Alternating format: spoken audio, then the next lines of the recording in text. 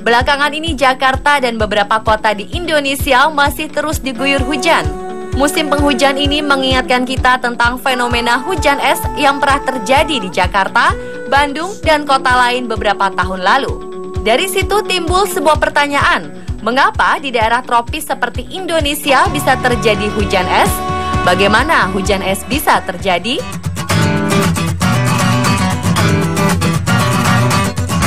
Sebelum membahas lebih dalam tentang fenomena hujan es, ada baiknya kita mengingat kembali bagaimana siklus air yang terjadi di bumi. Siklus air ini membuat jumlah air di muka bumi tidak pernah berubah. Air tidak pernah berkurang di bumi, hanya saja wujudnya selalu berubah-ubah dan terus berputar membentuk siklus. Siklus air terjadi dalam 4 tahap, yaitu tahap evaporasi atau transpirasi, kondensasi, persiptasi, dan koleksi.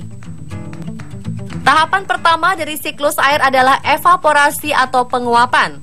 Tahap ini merupakan peristiwa ketika panas sinar matahari menyebabkan semua sumber air di permukaan bumi seperti sungai, laut, danau berubah wujud dari air menjadi uap. Karena masanya ringan, uap ini kemudian akan naik ke atas.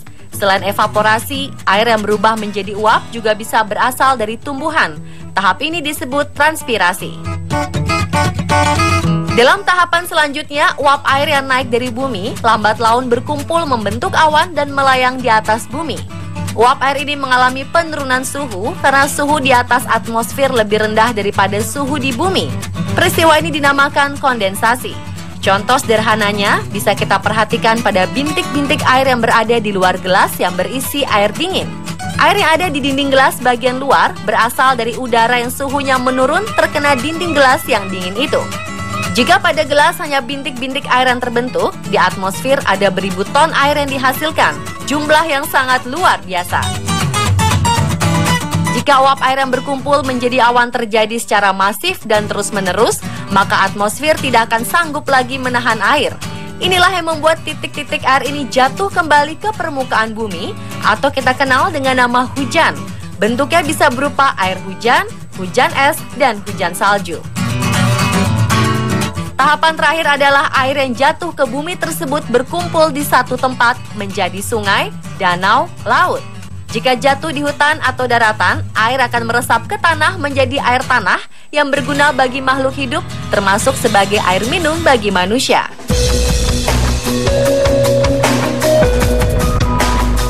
Nah, dari penjelasan siklus air tersebut, hujan es terjadi pada saat siklus persiptasi, yaitu ketika air jatuh kembali ke bumi. Bentuknya berupa butiran es atau bongkahan es. Pertanyaannya, mengapa ini bisa terjadi? Mengapa yang jatuh ke bumi bukan dalam bentuk air, melainkan dalam bentuk es? Hujan es terjadi karena adanya awan bernama cumulonimbus, yang biasanya berada di ketinggian lebih dari 5 km di atas permukaan laut. Ketinggian 5 km di atas permukaan laut ini merupakan titik beku yang suhunya mencapai 0 derajat Celcius. Awan ini bisa terus naik dan mencapai 7 hingga 10 km di atas permukaan laut.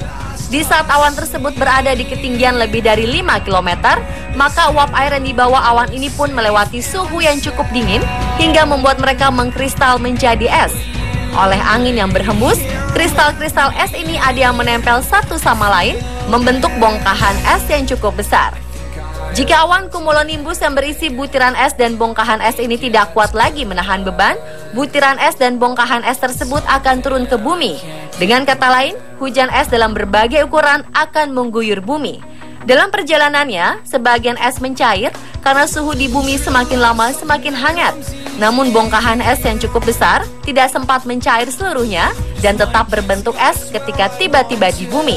Inilah yang disebut hujan es. Para pakar ilmu meteorologi menyebut hujan es sebagai hail.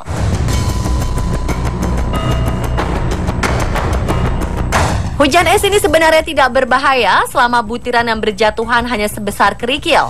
Tetapi jika hujan es yang turun berukuran besar atau masih berupa bongkahan batu es, tentu saja hal ini bisa berbahaya karena bersifat merusak. Seperti yang terjadi di Kabupaten Agam, Sumatera Barat, Mei 2014 lalu.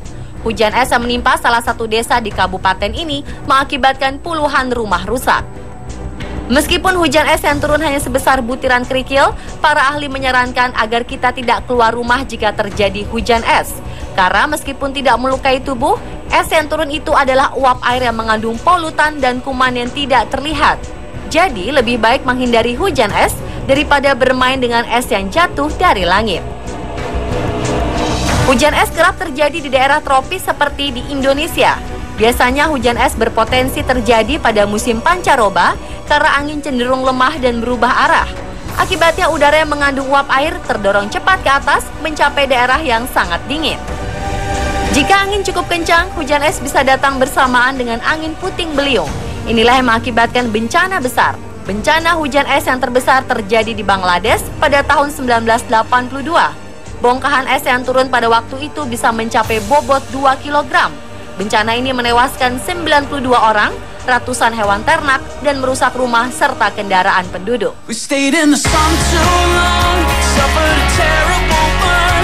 Pemirsa, itulah penjelasan tentang hujan es. Semoga penjelasan ini memperkaya pengetahuan Anda. Selalu waspada di musim pancaroba ini. Sedialah payung sebelum hujan.